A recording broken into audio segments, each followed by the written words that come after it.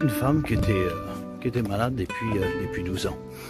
Elle avait une maladie qui l'affaiblissait un petit peu plus chaque jour.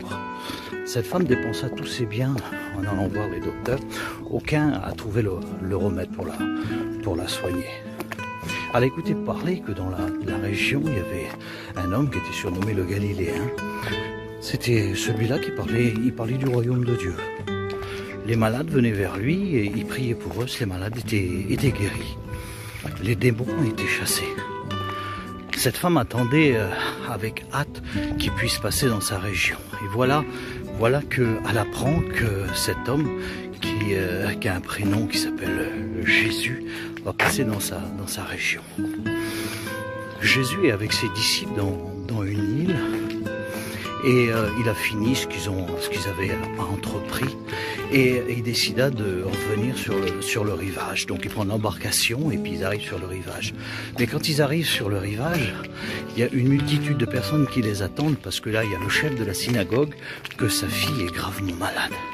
Et lui aussi attend le secours de Jésus. Il attend qu'il vienne pour voir sa fille. Et quand il arrive comme ça, cet homme, ce chef de synagogue vient le voir.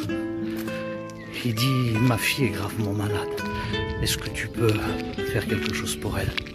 Il dit, tu peux venir chez moi et Jésus accepte. Et voilà que cette foule suit Jésus à grands pas et passons dans cette petite ville-là. Mais cette femme qui était malade, étant très faible, ne pouvait pas l'attendre sur le rivage. Donc elle a attendu son passage. Et quand elle a attendu son passage, au moment où il est arrivé, ils étaient tous à marcher de grands pas parce qu'ils allaient hâtement vers cette synagogue. Elle a essayé de se frayer un chemin, mais difficilement, c'était une femme qui était très faible.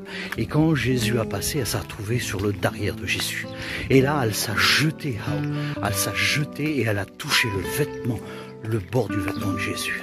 Et là, à ce moment-là, Jésus s'arrête avec une voix très puissante, il dit, qui m'a touché?